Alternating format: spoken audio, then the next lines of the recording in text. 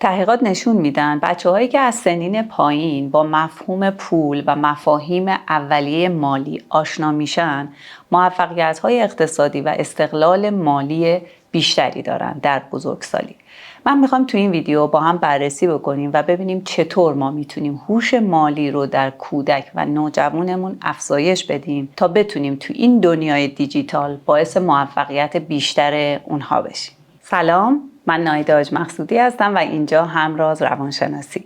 تمام سعیم اینه که مطالب علمی روانشناسی رو ساده و کاربردی برای خانواده ها بگم. امروز میخوایم در مورد هوش مالی بچه ها صحبت بکنیم و این ویدیو برای شما پدر مادرایی هستش که توی خونه کودک و نوجوان دارید، چون در مورد همه بازه‌های سنی صحبت میکنم. تعریف هوش مالی یعنی اینکه ما منابع مالی رو خوب شناسایی بکنیم و هوشمندانه به کار بگیریم، به طوری که بتونیم هزینه‌های زندگی، مخارج زندگی رو به راحتی تامین بکنیم و پیشگیری کنیم از بحران‌های مالی. و تحقیقات نشون میده وقتی که بچه‌های ما از کودکی با مفاهیمی مثل پول، بدهی، سرمایه گذاری، خوب خرج کردن عاقلانه، خرج کردن هیجانی و مفاهیم دیگر رو وقتی خوب بلد هستن و به موقع یاد میگیرن، میتونن به اون موفقیت برسن و هوش مالیشون حتما تقویت میشه. من میخوام در هر بازه سنی بگم که ما چه آموزشی رو باید به بچه‌ها بدیم، چه مفاهیمی رو بهشون یاد بدیم تا اینکه به این هوش مالی بچه‌ها برسن. در انتهای ویدیو هم یه نکته‌ای رو میخوام بگم که اگر چه پیامی رو در چه بازه سنی بدیم، احتمال اینکه بچه‌هامون در بزرگسالی ترس از خرج کردن و ترس از تموم شدن پولشون رو داشته باشن براشون ایجاد میشه و یک آسیب هستش. پس ویدیو رو تا انتها با من همراه باشید. خب ابتدا میخوایم در مورد بازه سنی 3 تا 5 سالگی صحبت بکنیم و ببینیم که چه مفاهیمی رو در این بازه سنی باید به بچه‌ها آموزش بدیم. 3 تا مفهوم اصلی رو ما میخوایم آموزش بدیم.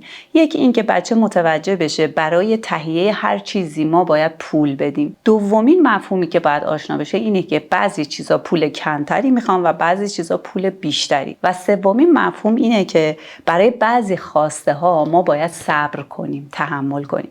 خب خوب میدونید و من در ویدیوهای قبلی هم گفتم که بهترین روش آموزش در این سن بازی هستش. پس با بچه‌ها مثلا فروشندگی میکنیم، بچه‌ها مشتری میشن یا فروشنده میشن و وسایل خونه یا اسباب بازیاشون رو میاریم، میتونیم کارت هایی رو به شکل پول و مبالغی رو روش یادداشت بکنیم، با هم رد و بدل بکنیم یا از کارت بانکی خودمون استفاده بکنیم و این مفاهیم رو در قالب بازی فروشنده به بچه‌ها آموزش بدیم. پس مثلا بهش میتونیم بگیم که این اسباب بازی کوچیک تو مثلا یه واحد پول نیاز داره و اون اسباب بازی بزرگتره، یا این مثلا سبد آشپزخونه یا قابلمه‌ای که آوردی برای فروش چند واحد بیشتر پول نیاز داره و بقیه مفاهیم رو هم بهش آموزش بدیم. بازه سنی بعدی 6 تا 11 سالگی هست. مهمترین چیزی که اینجا باید اضافه بشه ارزش پول رو میخوایم به بچه‌ها یاد بدیم. یعنی بچه‌های ما متوجه بشن که این پول از یه جایی میاد، با کار و تلاش پدر و مادرت یا پدرت و به خاطر سرمایه گذاری که کرده بودیم در گذشته این پول داره ایجاد میشه.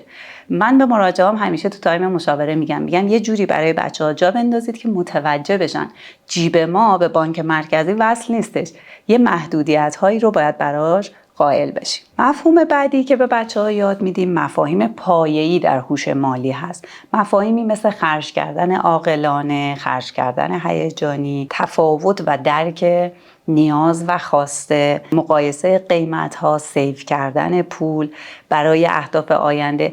یه مفاهیم پایه‌ای هستن که اینا میخواد در آینده هوش مالی بچه ما رو تقویت بکنه.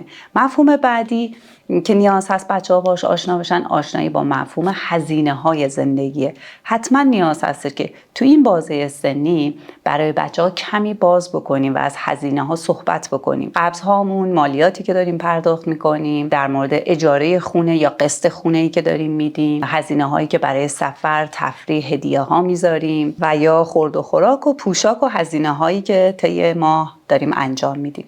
من یه پیشنهادی دارم اینجا تو این بازه سنی بد نیست که بچه‌ها رو با مفهوم خیریه یا کمک به دیگران آشنا بکنیم. یعنی بگیم که مبلغی از درآمدمون رو ماهیانه یا سالیانه میتونیم به این کار اختصاص بدیم. اگه ویدیو رو تا اینجا دوست داشتید، بزرگترین کمکی که میتونید به من بکنید لایک کردن این ویدیو هست. ممنونم از دوستانی که وقت میگذارن و برامون کامنت میذارن. و بازه سنی بعدی نوجوانیه، 10-11 سالگی به بعد، که اینجا هم میخوایم مفاهیم دیگه رو به بچه‌ها آموزش بدیم.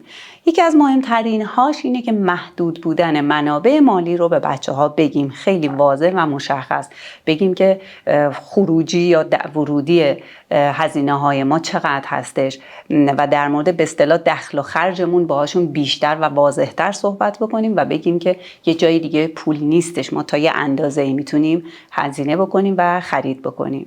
مفهوم بعدی، مفاهیم پیچیده تر مالی رو به بچه‌ها بگیم، مثل سرمایه گذاری، مثل هدف گذاری های مالی.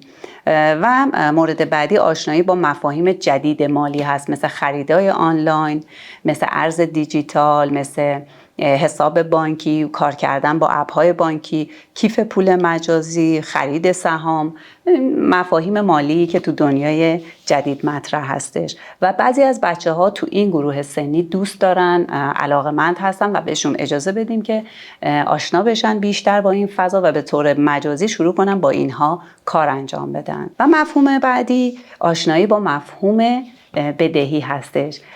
یادمون باشه خیلی خوبه که ما به بچه‌ها بگیم ما 2 مدل بدهی داریم. یکی از بدهی‌ها توی دنیا بدهی خوبه و باعث رشد و پیشرفت ما میشه. مثلا وقتی که ما با سود بانکی، البته معقول و کم، داریم خونه می‌خریم، ماشین می‌خریم یا وسایل مورد نیازمون رو می‌خریم، این بدهی به ما باعث رشدمون میشه.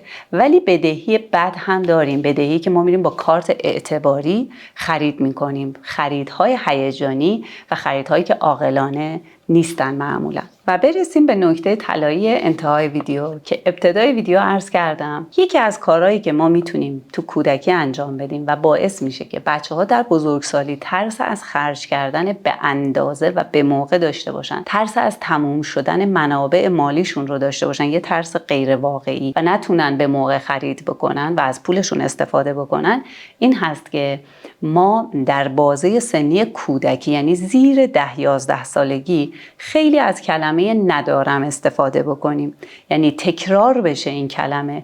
حالا شاید در شرایطی هست که واقعا بحران مالی داریم، شاید مهاجرت کردیم، سال اولیه مهاجرت و واقعا توان مالی بالایی نداریم، به هر دلیلی نباید بچه‌ها زیر سنین 9 تا یا 10-11 سالگی خیلی با کلمه ندارم، پول تموم میشه، مشکلات اقتصادی روبرو باشن. حتی اگه توی خونه این مسائل هست، سعی کنیم بچه‌ها متوجه نشن، چون میتونه آسیب شدیدی بهشون بزنه در بزرگسالی. و تحقیقات نشون میدن که باورهای مالی ما تقریبا تا 6-7 سالگی میزان زیادشون شکل میگیره. پس سنهای کودکی خیلی مهم هستن توی باور اقتصادی و هوش مالی.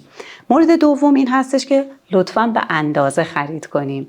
وقتی که ما زیاد برای بچه‌ها خرید میکنیم یه عوارضی داره.